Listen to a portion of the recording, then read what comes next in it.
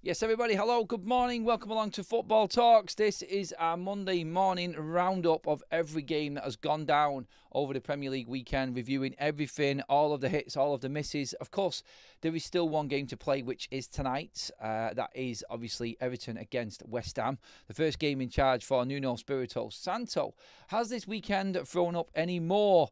Well, let's just call it sack races. Who is a favourite for the sack? We did that show the other day on Football Talks. A weekend full of action, jam-packed with incident as well. We're going to run through the games. We're going to talk about all the major talking points that was within them games. The title race is well and truly on. Arne Slot's bemoaning long balls and set pieces. Arteta moaning about the PGMOL and VAR.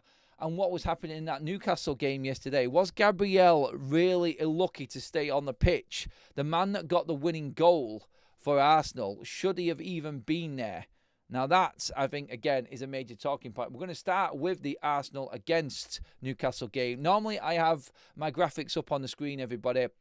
They're going through some maintenance this morning and we can't use the graphics, sorry about that, but we'll go through the games one by one anyway still and talk about all the talking points from them and how important they actually are for each club. But Arsenal is where we start this morning. Obviously a massive result for them against Newcastle yesterday. Their bogey team.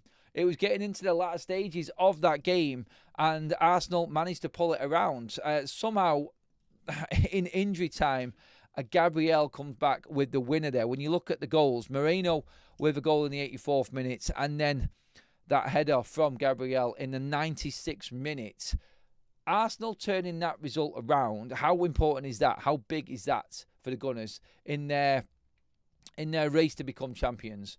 Because whenever Liverpool drop points, Arsenal drop points. Whenever Liverpool look like they're in a bit of a bad or a blip or a bit of bad form, they never took advantage, Arsenal. And this was always a criticism of Mikel Arteta. Can he win the big games? Can he get them goals where it matters? He went away to Manchester United, was very lucky. He went away to Liverpool and got done because he was trying to be so safe. And then he went away at home to Manchester City, just about scraped it. I remember talking about that game last time out, and I was saying, look, Arsenal have just about salvaged their season there. And this is what I meant. The following weekend, another tough away game to Newcastle where they haven't won in the last three. And then you get that result. That was massive. If there was one game that was going to give Arsenal a big confidence booster, it's Newcastle away and beating them. Having been 1-0 down as well, that was a monumental result for Mikel Arteta.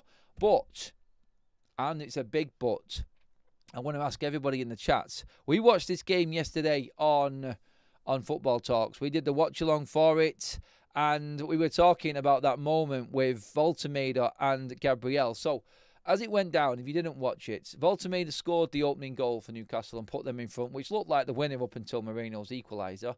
But in that instance, he had hands on Gabriel, but Gabriel went down like an absolute sack of potatoes. It was pathetic, in fact. And I think he was a little bit angry and embarrassed by it. But a few moments later, the cameras didn't see it at first, but then picked up on it later. Why VAR isn't intervening. And Voltemade's interview after the game was key in this. He actually made the point of saying, look, I'm 2 meters tall. And for someone's elbow and forearm, to be in my face off the ball while running doesn't make any sense whatsoever. Gabriel was the match winner for Arsenal. Should he have been on the pitch? And for Mikel Arteta to come out and be lambasting and moaning and bitching about the VAR decisions, thank God we found a way out of that, because we were told at the start of the season that they were only going to intervene with VAR if it was a clear and obvious error. And the player went through, Victor Gyökeres, and Nick Pope brought him down. The ref gave a penalty. Was it a clear and obvious error? Well, in moments like that, you could always look at Newcastle's side of it and say, well, he's played the ball. The ball's gone a different direction. So it clearly was. It clearly wasn't. It clearly was a clear and obvious error, wasn't it? When you look at it in detail like that, because that's the man who should be sent off. And obviously he's claiming he hit the ball. So in theory there, I've got no defence for Mikel Arteta. In instance like goals and like pushes and things like this is a big tackle at a big moment in a game. And it needed to be looked at because Pope did indeed touch the ball. So he's got nothing at all to actually moan about Mikel Arteta here. He's lucky in a way. Credit to Arsenal. I gave them the credit for coming back in that game the way they did. But he cannot moan about anything that happened in that game, Arteta, at all when it comes to VAR. He needs to take a step back, I think, and look at what happened in that game and think, you know what? We actually got away with it. And VAR saved us because they didn't intervene with the Voltemeda and Gabriel incidents. That needs to be talked about a little bit more.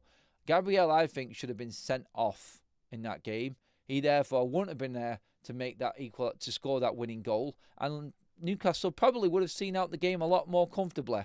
And if I'm Eddie Howe this morning, if I'm Tyndall this morning, I'm looking at that and I'm going, I'm a little bit peeved.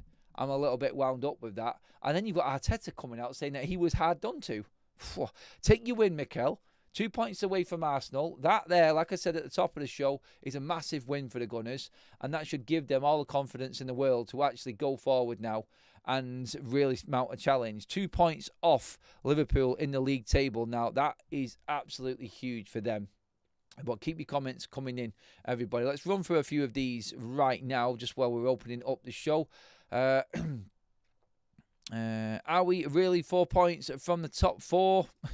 Yeah, at the moment we are.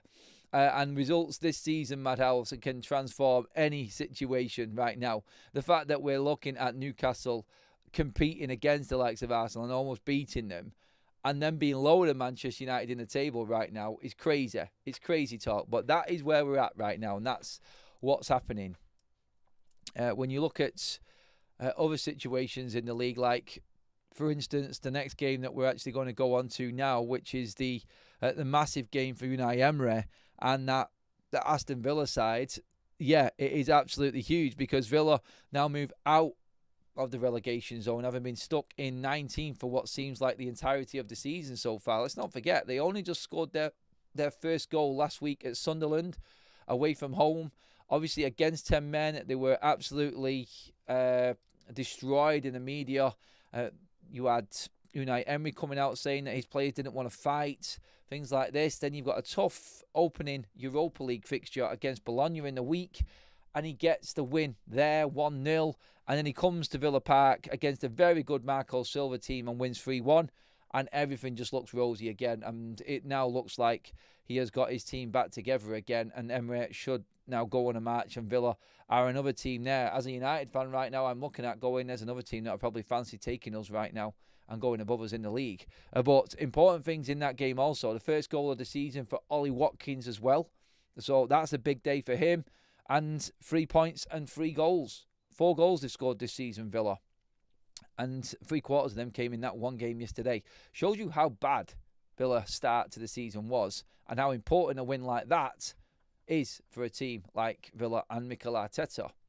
PC Master says, Arteta, you can't don't trust my tactics, but I hope my world-class hairline can convince you guys.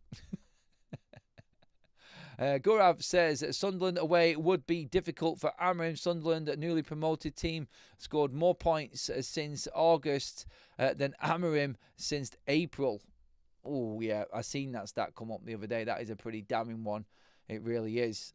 Moving on to the Saturday fixtures now, indeed, actually, because Saturday definitely threw up a few controversial games again. First of all, the Spurs game against Wolves, a 94th minute equaliser for João Palhinha. That's keeping Spurs right up there and rooting Wolves to the bottom of the table still. But a point on the mark and holding out at Spurs for Wolves in the situation that they're in, I think right now, Victor Pereira is happy with that result. I would take a draw in their position right now. Everybody was writing Wolves off. That was going to be a battering, the way that Thomas Frank's team is playing, the way that Spurs are playing at the moment. But Spurs starting to drop off a little bit at the moment. They are starting to fade away. And that, I think, is now, 2 points in the last 6, out of the last 6 for Spurs. It was a creditable draw against Brighton, but this one will probably go down as drop points for Thomas Frank. And their momentum just just slow down a little bit. They've had the wings clipped a little bit, Spurs, there against Wolves this weekend. But it does go to show, like I said before, in the Premier League right now, nobody is safe. Everybody can beat everybody. And this is probably going to be one of the tightest run relegation battles, title battles, top 4 battles, European battle, everything this season is up for grabs. Because you look right now, Wolves on 1 point, rock bottom. A win for them, and they're pretty much out of the relegation zone. That's where we're at. And you can see Wolves picking form up. And then you're looking at all the teams around them. For instance, you look above the relegation zone, you've got Nottingham Forest and Aston Villa, and then Newcastle. That's Champions League, Europa League, and Europa League finishers from last season, all in the bottom 6 of the table. Then you've got Manchester United above them. It just goes to show, it doesn't matter who you're playing in the Premier League now. It is a tough game. Who'd have thought that Leeds United could have managed to get a 2-2 draw out of their game against Bournemouth, high-flying Bournemouth? I would have had that down as a Bournemouth win instantly against Leeds. But Daniel Farke again, pulling it out of the bag. A credit to Bournemouth and battling to the end, and another late equaliser in that game. And so many late goals this weekend. It's crazy. That one for Bournemouth was in the 93rd minute. Madness. Absolute madness in the Premier League at weekend for late goals. But I'm looking at that Leeds side there, and they are showing a little bit of resilience. They're going good. They're the ones that beat Wolves last weekend. Wolves were actually... they had more shots on target than what Leeds did. And I think Wolves' results now are actually showing a little bit... they're not showing. They're actually not telling the full picture at all, I don't think. PC Master says that Emery was bought to Villa to... Emery has bought Villa to 3 consecutive, I think I'm supposed to say, consecutive European competitions, the Conference, Champions League and Europa League. No other manager has ever managed to take Villa that far, who always battle relegation. Tomo says, Arteta has one of them faces that you'd like to smash. You like to smash in? That's a bit harsh. A bit like Jack Wilshere. Tomo, steady on, mate. We don't want to be hurting people. But yeah, again, the Leeds result for them, I think, was huge, just to go back to that one. And it just seems like every single team right now, and I'm going to bring United into this, of course I am, every single team seems to have a togetherness at the moment. And that's the concern I've got. When I was talking on FUTV before, I had a concern about Manchester United not being together and everyone else fighting for each other. And I see every team in this league, and the results this weekend are showing exactly that everyone can beat everyone in this league straight out. You look what Burnley did to Liverpool, an injury time penalty to get the win against them. You look what Wolves did to Tottenham, who are up there fighting in the Champions League places. Crystal Palace and what they did to Liverpool. That's the next game I want to talk about, because we covered that as well. Arnie Slot talking about set pieces, actually referencing Manchester United's game against Brentford earlier on in the Saturday, talking about how teams now are utilising the long ball, utilising throw-ins, corners, free kicks. It is going old school football right now, the Premier League. And they were done by a throw-in again. Liverpool conceding in the 98th minute. And Nketiah scoring that goal for them. Liverpool looked completely off it in that game. Yes, they dominated the second half, but they were off it in that game against Crystal Palace at weekend. So, again, looking at that, I actually feel like it is something that, for the bigger clubs at this stage of the season, to get through big games like Arsenal did, that Liverpool didn't. 2 tough away games for the top 2 this weekend, and Arsenal prevailed through the controversy and everything else, yes, but they prevailed. Liverpool didn't, and that was the difference for me. Can Liverpool get it back together? I did pick up the point on Hugo Ekitike not being available for Liverpool, and that came back to bite Liverpool on the arse, I think, because they could have done with another forward option on the pitch there. I thought Liverpool in that game against Crystal Palace. But credit to Palace, they deserved the win. They battered Liverpool in that first half. Alisson, Starman, says everything you need to know. I still think Gabriel was a handball, arm too high up. Yeah, I know what you're saying, Andreas, about that, but it came off his body first, and they won't give a penalty if the ball hits the body and then hits the arm. So that's why Gabriel got away with that one. So, yeah, I feel like that decision was probably right. PC Master says, before Glasner bring Palace to the unbeaten 18-game feat. Last season, first 10 games, they were near the bottom 5. Look at how how he turned Palace around, losing Elise last season, Eza this season. I was saying all of that last night. Glasner deserves massive props. This is where I disagree with you, Adam. As match-going fans and people that spend their money on this club, we have the right to know what's going on within the club when things get this bad. That must be about Man United then, mate. I didn't mention that once in this video, so I'm not sure what you're talking about there, Dexter, buddy. That must have been from FUTV, I'm guessing, mate. Look, no, we need to know what's going on. We do know more what's going on, but we should never know everything what's going on behind the scenes. There's certain things at coaching level that need to be kept at coaching level, I feel. So, no, not on that one, mate. But, yeah, the majority of stuff, we need to know what's going on. And I think there has been a lot more transparency in the football club this season. But, again, the biggest problem is not winning games. If you're not winning games, people want to know why things are going wrong. And if you don't know why things are going wrong, that causes more controversy and it causes more unrest within the fan base. So, realistically, we're never going to know. But also, at the same time, it has come down to the obvious. And the obvious is what's happening on the pitch. And that is awful for Manchester United right now. Well done, Palace, though. Just rounding that one up there. Man City beat Burnley 5-1. Everything happened late on in this game. 2 own goals, and 2 goals in injury time. Can I tell you that really flatters Manchester City, that scoreline? So that, I feel, is, again, one of them games. But City have this knack of just completely burying teams and boosting their goal difference. And that goal difference for Manchester City now is head and shoulders above everybody else. When you look at them now, Manchester City on +8, Arsenal on +9 after their start to the season. And this is with City's poor start as well, with 2 defeats early doors. For them to be where they are, goal difference-wise, just shows you that they've still got that clout. Haaland is absolutely firing. And while Haaland is firing, 8 goals in the Premier League already this season, 1 in the Champions League for Haaland. He's got off to an absolute fly-off. And if he's scoring, City will be up there. If he's off, City will drop away. And that's proven already this season. When Haaland doesn't score, City are a million miles off it. But Haaland is keeping City afloat right now. He is. And a helping hand from Burnley this weekend as well, with 2 own goals, unfortunately. But Burnley sat in the bottom 3 at the moment again. I kind of would have expected that. But look, they are only, if you look at it, they're 3 points away from 12th, where Everton are sat right now. And Brentford and Manchester United, all on 7 points. So, not cut adrift and still competing. You would be worried if you was a team that was getting absolutely smashed every single week and you were rock bottom of the table, but that's not happening with anyone right now. And everyone will feel like they can easily just move up that table.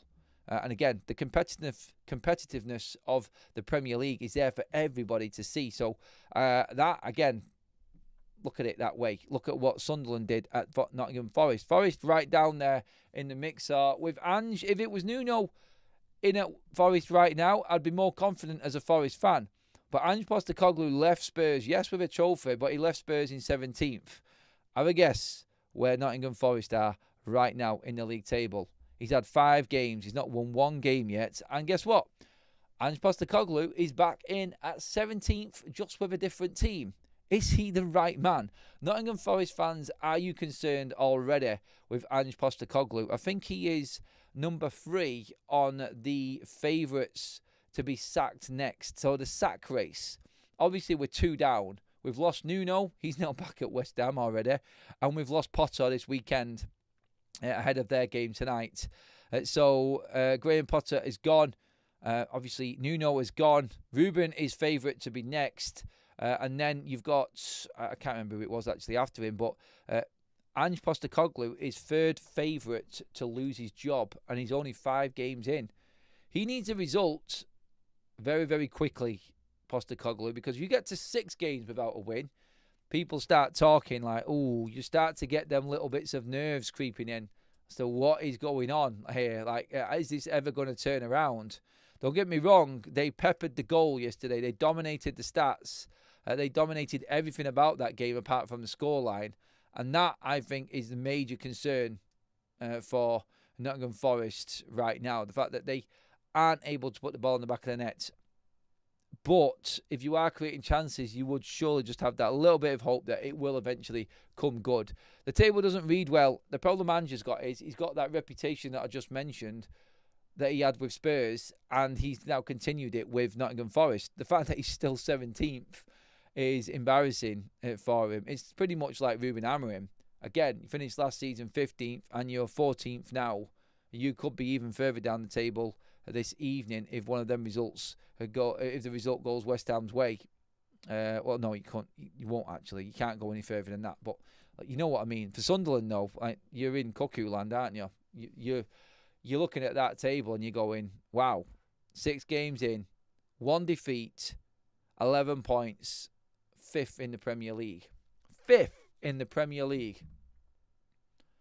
Absolutely amazing. What a job they have done so far. And that is Man United's next opponent. And when you look at that, and this is the difference here as well, Sunderland have scored the same amount of goals this season as Manchester United have. But they are 5th. Manchester United are down in 14th. But I'll say this as well, another caveat to this. If United actually win, then they're only 1 point behind Sunderland and are right back up there in the mixer again. And it just goes to show you, if you win your home games, then you have always got a chance of being up there competing. Win your home games. That's what's important. If Man United make it 3 in a row, then they will be right back into the top half of the table again and looking like they're competing again. Don't win at home. That's the end of Ruben Amorim, I think, because you're not going to beat Liverpool. Then that will be 3 defeats in a row and you will be in the relegation zone. Sunderland is a massive game this weekend for Manchester United. And to be honest, for Sunderland, back in the big time, they're going to go into that game full of confidence thinking we're going to bury Manchester United. They're not going to go to Old Trafford with any fear at all. Nothing at all. And that, I think, is clearly showing how strong the Premier League is again. The teams that have come up are just as good as the Premier League teams this season. And there is no gimmies anywhere. Burnley have been unlucky. Sunderland have done excellent. Leeds have done very well as well. They're stable. Couple of wins already for them. And an away win for Leeds, which was unthinkable at the time. But yeah, you look at that and you go, well done to all of the Championship sides that have come up, really. But Sunderland definitely leading the way on that one. Into the Chelsea versus Brighton game. It is all going wrong at Chelsea right now. This is now 3 games in a row, really, when you look at Chelsea and go, not convinced at all. Manchester United, the red card killed them. Brighton, on Saturday, destroyed them. They were completely cruise control in that game. Not cruise control, but in command of that game until that red card. And Trevor Chalobah absolutely losing the plot. 53 minutes into that game, that red card changed everything. Because it did take a little bit of time, and Chelsea held out until the 77th minute. Danny Welbeck, fantastic header. If you haven't seen the header, by the way, bullet, top bins. Danny Welbeck rolling back the years again in his career. Fantastic. He got the equaliser, and then it all just completely unfolded for Chelsea from there, to a point where there is now talk that Maresca should be given a certain amount of games to prove himself. Otherwise, he is going to be sacked at Chelsea. That's crazy on its own. When you compare the situations between United and Chelsea right now, and you look at Maresca's situation, he's the world champion. He's in the Champions League. And bang, he's now got what? According to sources, 3 games left to prove that he should stay at the club. And Manchester United are languishing. Not in Europe, not in any other competition apart from the Premier League and the FA Cup.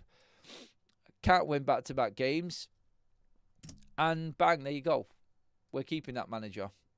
We want to give him a full season, apparently, according to reports anyway. But yeah, I don't feel like we are, as a Manchester United right now, anywhere near where we need to be even be competing in games. Like Chelsea there, I feel like can turn that around. I don't see United doing that sort of turnaround, and that's another major concern again. Anyway, that was Chelsea's game. Maresca now in trouble. And when you look at Chelsea there, they have dropped off in the table. They've got 2 defeats in a row. Back-to-back defeats puts Chelsea in 8th. Yes, a win would put them straight back into the top 4 again. And I don't think there's anybody overly concerned. The goal difference is quite strong as well, even with that defeat. And then a couple of defeats the last 2 weeks. But I feel like Chelsea need to probably get a few results now. And I think that he will turn it around. I think Maresca will turn it around. They've got a strong squad there. I do think not buying in a defender, a centre-back in the summer, will hurt them and definitely hurt their title charge. Because I actually looking at them right now on 8 points, they're already 7 behind Liverpool, and Liverpool lost this weekend. Chelsea can't win the league. It's between Liverpool and Arsenal, the title. I'm not taking anything away from Palace and Spurs and their starts, but I think we know the long stayers there. Arsenal and Liverpool, their starts to the season have been very, very strong. And so, yeah, it's going to come down to their head-to-heads. And that is the difference between Arsenal and Liverpool right now. The fact that Liverpool beat them at Anfield. And that's it. Manchester United is the last game, of course. We had to leave the best till last. We've said enough about Manchester United. The controversy around this football club at the moment is the worst that it's ever been for me.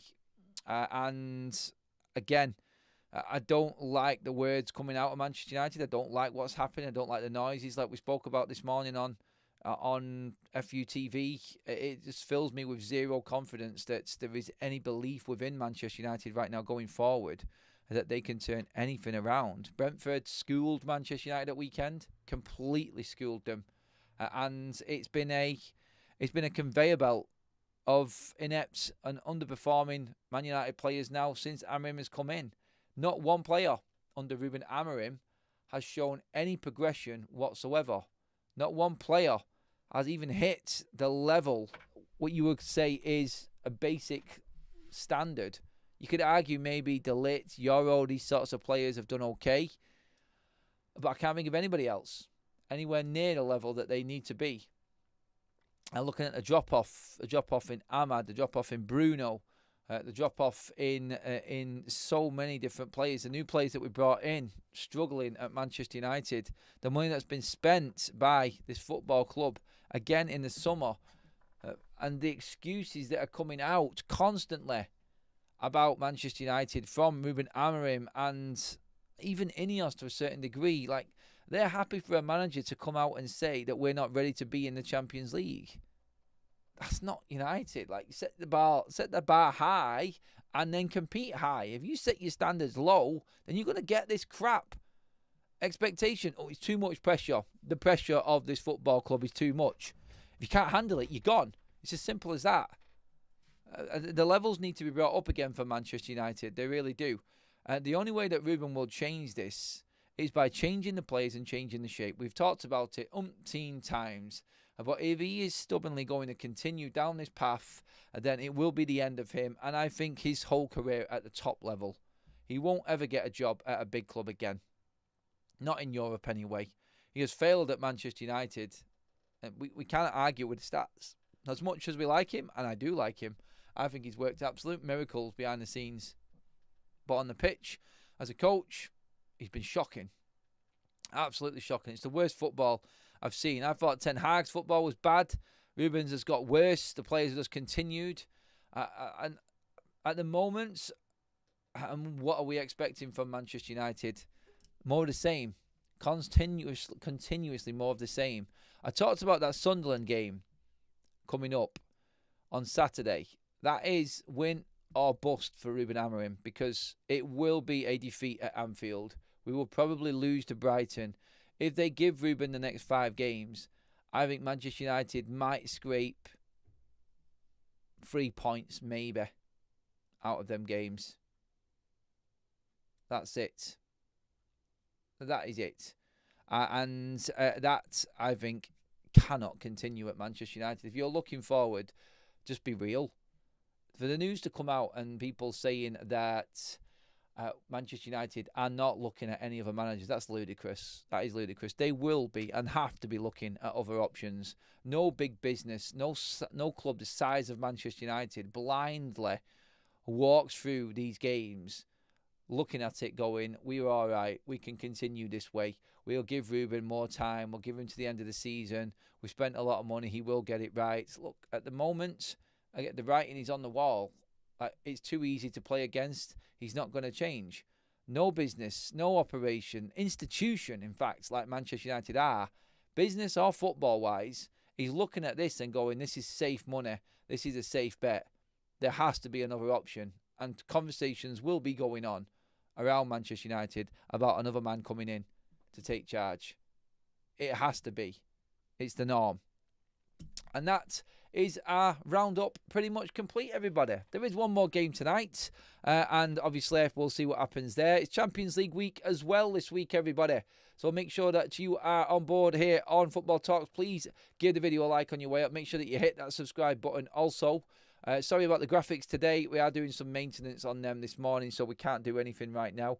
But we'll be back with them in the next week anyway. But for now, everybody here on Football Talks, that is it. Get your comments in below on any of the talking points from this weekend and get your conversations going there as well, everybody. And I will see you all later on today. I'll keep you up to date on FUTV and here on Football Talks with any breaking news as always.